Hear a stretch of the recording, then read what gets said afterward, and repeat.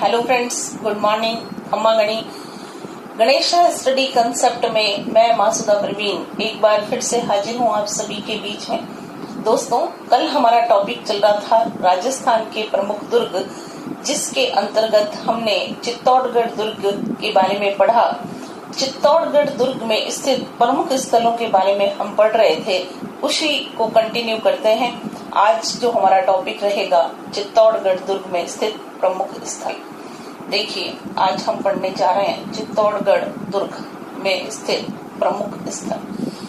प्रमुख स्थल में काफी सारे मंदिरों के बारे में हमने पढ़ लिया था, द्वार के बारे में पढ़ लिया था। आज कुछ और स्मारकों के बारे में पढ़ते हैं। चित्तौड़गढ़ दुर्ग में स्थित है एक बहुत ही खूबसूरत इमारत, जिसका नाम क्या है? विजय स्तंभ, जिसे कीर्ति स्तंभ भी कहा जाता है। विजय स्तंभ को कीर्ति स्तंभ भी कहते हैं।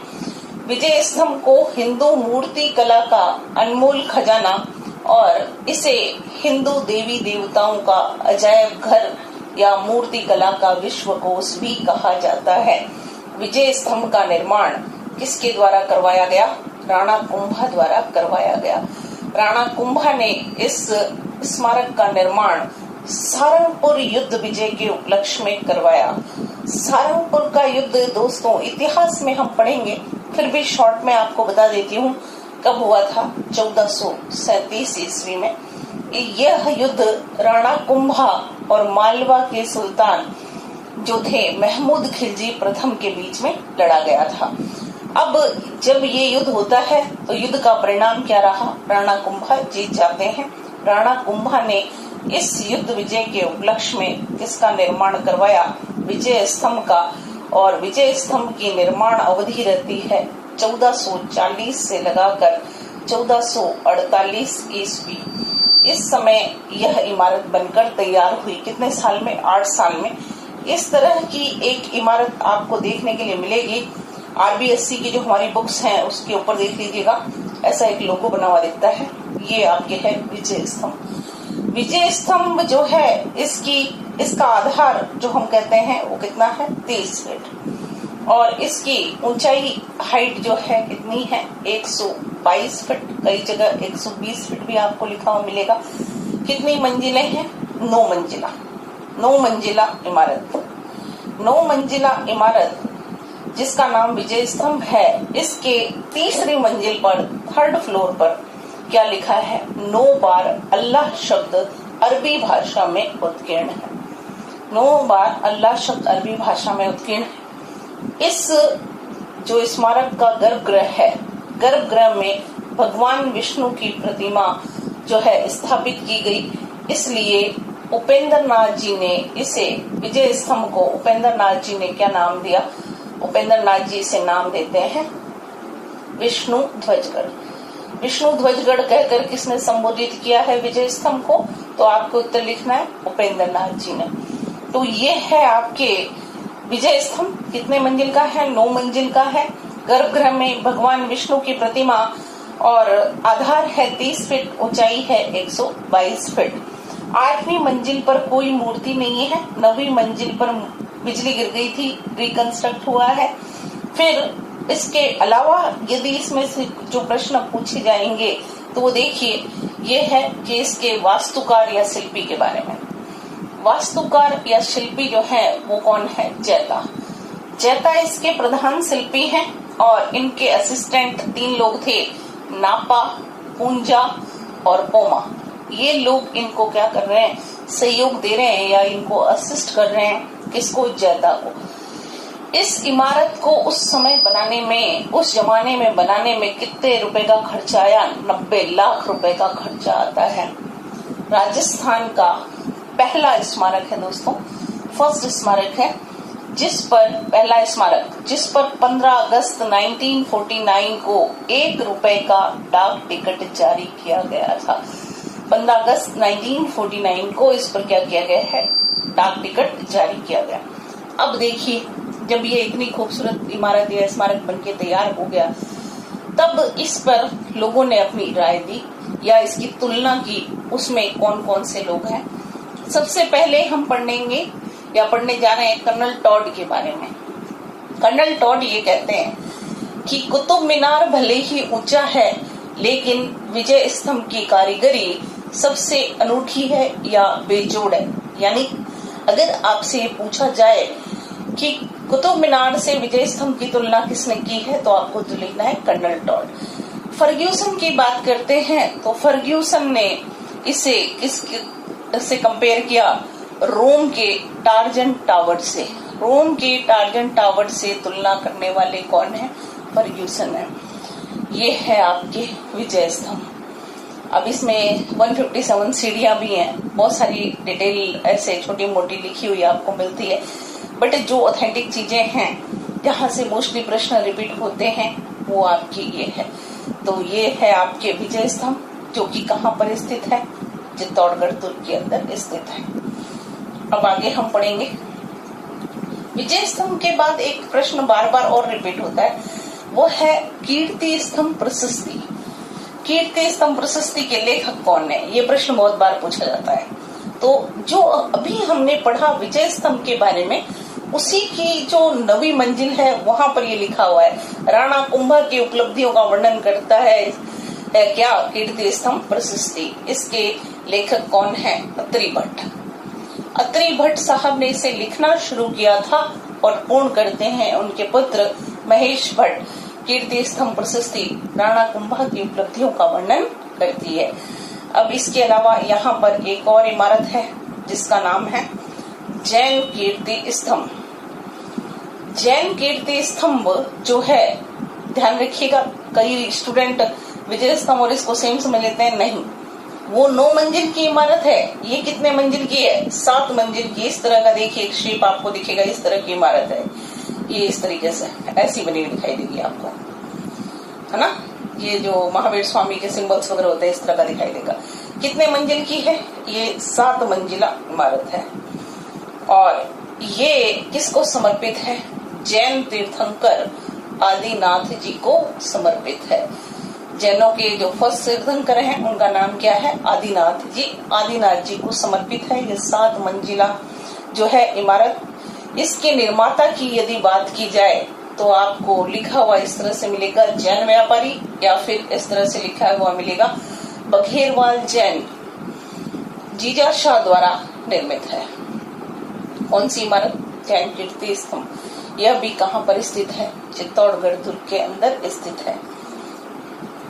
अब हम पढ़ते हैं कुछ महलों के बारे में जो यहाँ इस दुर्ग के अंदर स्थित है। वो सबसे पहले हम पढ़ते हैं पद्मिनी महल। रानी पद्मिनी, जो कि रावल रतन सिंह की पत्नी, दुनिया की जो है सबसे ज्यादा खूबसूरत महिलाओं में इनकी गिनती होती है। सीहल द्वीप की राजकुमारी मलिक मोहम्मद जायसी साहब के ग्रंथ पद्मावत से इनकी ऐतिहासिकता ज्ञात होती है। उनका महल है ये पद्मिनी महल। फिर उसके बाद आप पढ़ते हैं गोरा बादल के महल। गोरा बादल जो है रतन सिंह के सेनापति और ये चाचा भतीजे हैं, जिन्होंने क्या किया था, प्रथम साकेत के दौरान युद्ध में भाग लिया था और वीर गति को प्राप्त हुए थे। फिर हम पढ़ते हैं खातन रानी का महल। राणा खेता की एक दासी थी, उनके 2 बेटे थे, चाचा और मीरा, जिनकी कहानी आपने इतिहास में सुनी होगी या पढ़ी होगी। मैं डिटेल से आपको राजस्थान की हिस्ट्री में पढ़ाऊंगी। उनकी चाचा और मीरा की मदर या राणा खेता की खातन दासी का महल इस नाम से जाना जाता है, खातन रानी का महल। फिर है नौ कोठा महल। नौ कोठा भंडार भी इसे कहा जाता है। यह वह स्थान है जहां पर चंदन की हत्या की गई थी। फिर है फतेह महल, जिसे फतेह प्रकाश महल भी कहा जाता है। वर्तमान में यहाँ पर म्यूजियम जो है चल रहा है। इसके अतिरिक्त कंवरपदा के खंडर जो रिमेन्स बच गए हैं ये देखने को मिलेंगे। भामाशाह की हवेली, ये भी आपकी कहाँ पर देखने को मिलती है? चित्तौड़गढ़ दुर्ग के अंदर ही देखने के लिए मिलती है। क्या है दोस्तों? भामाशाह की हवेली। सलुम्बर की हवेली, वो भी आपको यहीं पर देखने के लिए मिलेगी। फिर इसके अलावा, क्लियर है, इसके आगे पढ़ते हैं। फिर इनके अलावा यहाँ पर आपको क्या क्या देखने के लिए मिलता है? घी तेल की बावड़ी, ये कहाँ पर है? चित्तौड़गढ़ दुर्ग के अंदर स्थित है, घी तेल की बावड़ी। ठीक है। नेक्स्ट, रत्नेश्वर तालाब, यह भी आपको कहाँ पर देखने के लिए मिलेगा? यहीं पर देखने के लिए मिलेगा। भीमलत कुंड, यह भी यहीं पर स्थित है। चित्रांगद मोरी तालाब, यह भी कहाँ पर स्थित है? चित्रांगद मोरी तालाब, यह भी चित्तौड़गढ़ दुर्ग के अंदर ही स्थित है। इसके अलावा अद्भुत जी का मंदिर या अदब जी का मंदिर आप जो बोलते हैं, वह भी इस दुर्ग के अंदर स्थित है, चित्तौड़गढ़ दुर्ग के अंदर। श्याम पार्श्वनाथ मंदिर चित्तौड़गढ़ दुर्ग में स्थित है, श्याम पार्श्वनाथ मंदिर। अन्नपूर्णा माता का मंदिर, यह भी कहाँ पर स्थित है? अन्नपूर्णा माता, जो हम अन्न की देवी मानते हैं, अन्नपूर्णा माता का मंदिर भी इसी दुर्ग के अंदर स्थित है। इसके अलावा अब हम पढ़ेंगे चित्तौड़गढ़ दुर्ग के इतिहास के बारे में। देखिए, ये तो सारे क्या हो गए दोस्तों? प्रमुख स्थल।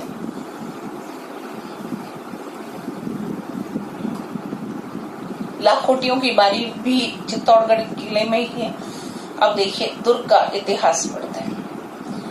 सबसे पहले जब कल हमने पढ़ा तो आपको मैंने ये बताया था कि इस दुर्ग का निर्माण चित्रांगद मौर्य द्वारा करवाया गया, जो कि गुहिल वंशी नहीं था।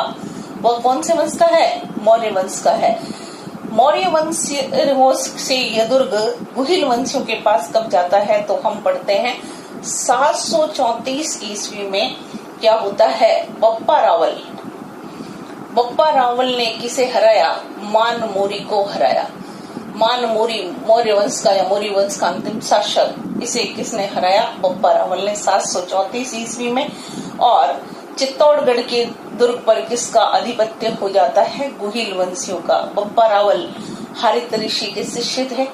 इनके बारे में भी हम राजस्थान के इतिहास में डिटेल से पढ़ेंगे। इनका मूल नाम कालभोज या मालभोज था। अपने गुरु से आशीर्वाद प्राप्त करके इन्होंने मानमोरी को हराया और चित्तौड़गढ़ दुर्ग पर अपना कब्जा कर लिया। फिर आगे जब हम पढ़ते हैं विदेशी आक्रमण की बात, तो सर्वप्रथम विदेशी आक्रमण किसने किया? तो सबसे पहले चित्तौड़गढ़ के किले पर विदेशी आक्रमण करने वाला था अफगान सूबेदार मामू। अफगान सूबेदार मामू ने सबसे पहले इस दुर्ग पर आक्रमण किया था। याद रखिएगा, बहुत सारे स्टूडेंट यही ध्यान में रखते हैं कि अलाउद्दीन खिलजी ने यहाँ पर सबसे पहले आक्रमण किया था। नहीं, अफगान सूबेदार मामू ने यहाँ पर सबसे पहले आक्रमण किया है। और कौन सी शताब्दी में किया है? 8वीं शताब्दी में किया था। जबकि अलाउद्दीन खिलजी ने इस दुर्ग पर आक्रमण कब किया था? 1303 ईस्वी में किया था। तो देखिए, सबसे पहला विदेशी आक्रमण आपके कब होता है? 8वीं शताब्दी में। किसके द्वारा होता है? अफगान सूबेदार मामू के द्वारा होता है। इस दुर्ग में कितने साके हुए थे? 3 साके। सर्वाधिक साके वाला दुर्ग कल ही आपको पढ़ाया है। किस दुर्ग को कहा जाता है? इसी दुर्ग को कहा जाता है साका। साका जो शब्द है, दो जो है शब्दों को जोड़ेंगे तब बनेगा। केसरिया और जौहर दोनों को मिलाएंगे तो क्या बनता है? साका। फ्रेंड्स, ये केसरिया क्या होता है? केसरिया वो होता है जब युद्ध चल रहा होता है और हमारे राजस्थान की एक परंपरा रही थी कि जब ऐसा लगता था कि रसद सामग्री समाप्त होने वाली है या हम लोग जो है सैनिक हमारी तरफ से कम पड़ गए हैं, उस समय जो हमारे योद्धा हुआ करते थे केसरिया पहनकर निकलते थे। महिलाएं उनकी आरती करती थी और वो ये सोचकर किले के गेट खोलकर बाहर निकल जाते थे कि अब या तो जीत कर ही आएंगे या वापस नहीं आएंगे, वहीं पर वीर गति को प्राप्त हो जाएंगे। ये होता है केसरिया। और जौहर क्या होता था? राजपूत नारियां क्या करती थी? पहले दूध से स्नान करती थी, फिर उसके बाद 16 श्रृंगार करती थी और अपने पतियों की आरती उतारती थी।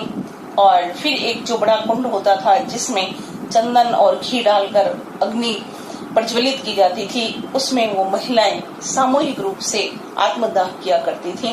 उसे जौहर कहा जाता है। इन दोनों को जब मिला दिया जाता है तो क्या बनता है? साका बनता है। हमारा चित्तौड़गढ़ का किला 3 साकाओं के लिए प्रसिद्ध है। सबसे पहला साका आपके होता है 1303 ईस्वी में। फर्स्ट कब होता है दोस्तों? फर्स्ट होगा 1303 ईस्वी में। इस समय कौन है? रावल रतन सिंह। रावल रतन सिंह के समय होगा। सेकंड आपके होगा 1534 में युद्ध शुरू होगा। साके का समय रहेगा 1535 ईस्वी। ये है। इस समय चित्तौड़ का शासक था राणा विक्रमादित्य। और जो थर्ड शाका होता है, युद्ध शुरू होता है 67 में और समाप्त कब होता है? 68 में। यानी साका कब होगा? 1568 ईस्वी में। इस समय चित्तौड़ के शासक थे राणा विक्रमादित्य। इन सभी के बारे में डिटेल से हम पढ़ेंगे दोस्तों कल।